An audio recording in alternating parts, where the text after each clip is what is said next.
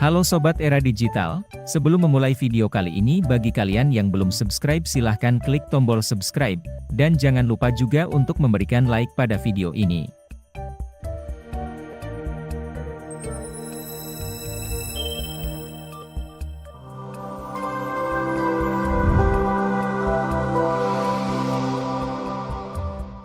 Pembelajaran berdiferensiasi adalah pendekatan pengajaran yang dirancang untuk memenuhi kebutuhan belajar yang beragam dari siswa di dalam kelas yang sama.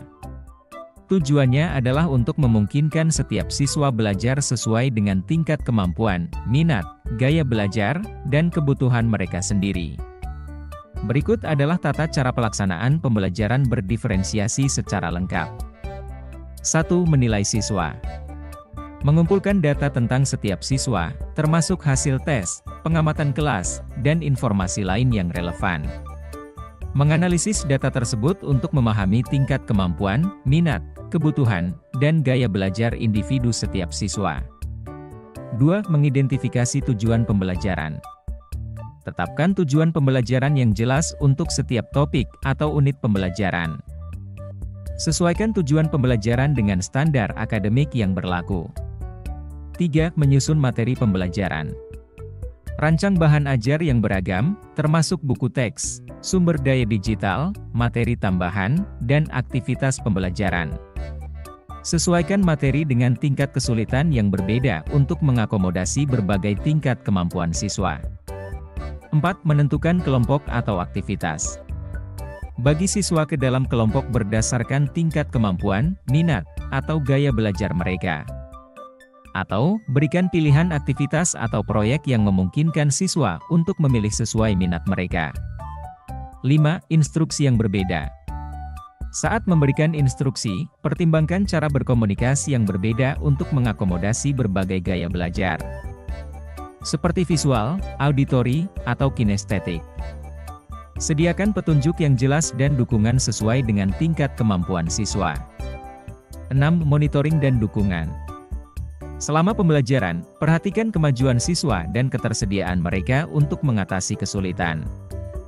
Berikan bantuan tambahan, tugas tambahan, atau pendekatan pembelajaran yang berbeda jika diperlukan. 7. Penilaian yang beragam.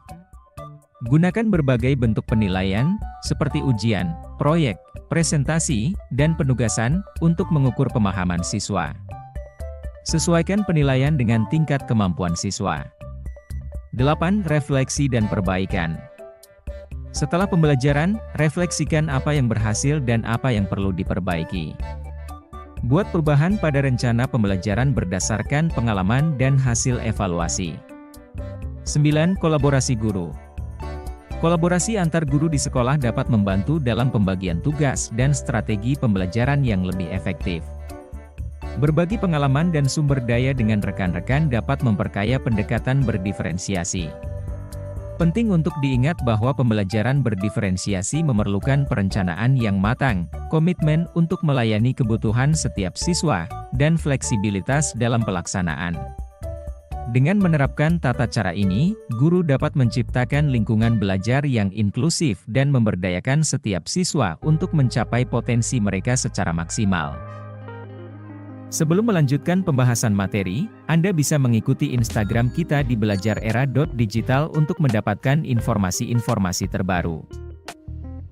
Dapatkan informasi terbaru dari kita berupa jadwal diklat 32 JP yang akan datang, serta juga informasi dan tips-tips menarik mengenai pembelajaran.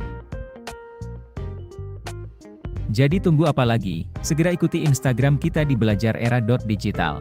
Belajar asik bersama Belajar Era Digital. Setelah mengetahui cara penerapan pembelajaran berdiferensiasi, berikut beberapa tips yang dapat membantu guru melaksanakan pembelajaran berdiferensiasi dengan lebih efektif. 1. Kenali siswa Anda. Perhatikan dan kumpulkan data tentang kemampuan, minat, dan kebutuhan belajar individu siswa. Gunakan tes, hasil karya, observasi kelas, dan percakapan pribadi untuk memahami siswa secara lebih mendalam. 2. Tetapkan tujuan pembelajaran yang jelas. Buat tujuan pembelajaran yang spesifik dan terukur untuk setiap topik atau unit pembelajaran. Pastikan tujuan tersebut relevan dengan standar akademik yang berlaku. 3. Grupkan siswa dengan bijak. Kelompokkan siswa berdasarkan tingkat kemampuan, minat, atau gaya belajar yang serupa. Fleksibilitas dalam pengelompokan memungkinkan Anda untuk merespons perubahan dalam kemajuan siswa. 4. Variasi materi dan aktivitas. Sediakan berbagai sumber daya pembelajaran, seperti teks, video, presentasi, atau simulasi. Tawarkan pilihan aktivitas atau proyek yang memungkinkan siswa untuk mengejar minat mereka. 5. Fleksibilitas instruksi. Sesuaikan pendekatan pengajaran Anda sesuai dengan kelompok siswa yang berbeda. Berikan instruksi tambahan atau dukungan saat diperlukan, dan tawarkan tugas yang lebih menantang untuk siswa yang lebih mampu. 6. Pertimbangkan kebutuhan khusus. Beri perhatian ekstra kepada siswa dengan kebutuhan khusus atau tantangan belajar. Konsultasikan dengan ahli pendidikan khusus jika diperlukan untuk memberikan dukungan yang tepat. 7. Berikan umpan balik yang konstruktif.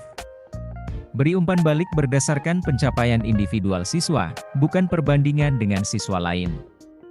Dorong siswa untuk menetapkan tujuan pribadi dan menyusun rencana untuk mencapainya. 8. Evaluasi dan adaptasi terus-menerus. Selalu evaluasi efektivitas metode pembelajaran berdiferensiasi Anda. Bersedia untuk mengadaptasi rencana pembelajaran berdasarkan respon siswa dan hasil evaluasi. 9. Beri dukungan pada pengembangan profesional Anda. Ikuti pelatihan dan workshop yang berkaitan dengan pembelajaran berdiferensiasi. Selalu mencari peluang untuk meningkatkan keterampilan Anda sebagai guru yang mampu mengakomodasi kebutuhan belajar beragam. Penting untuk diingat bahwa pembelajaran berdiferensiasi memerlukan kesabaran, ketelitian, dan komitmen. Tidak ada pendekatan satu ukuran cocok untuk semua, dan setiap kelas akan memiliki tantangan yang berbeda.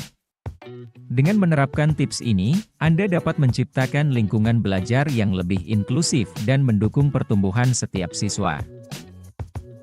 Terima kasih telah menonton video belajar era digital. Semoga bermanfaat serta menambah wawasan dan informasi Anda. Jangan lupa untuk like dan subscribe channel ini serta nyalakan loncengnya agar tidak ketinggalan video-video terbarunya. Ikuti juga Instagram Belajar Era Digital di belajarera.digital agar tidak ketinggalan informasi-informasi terbaru.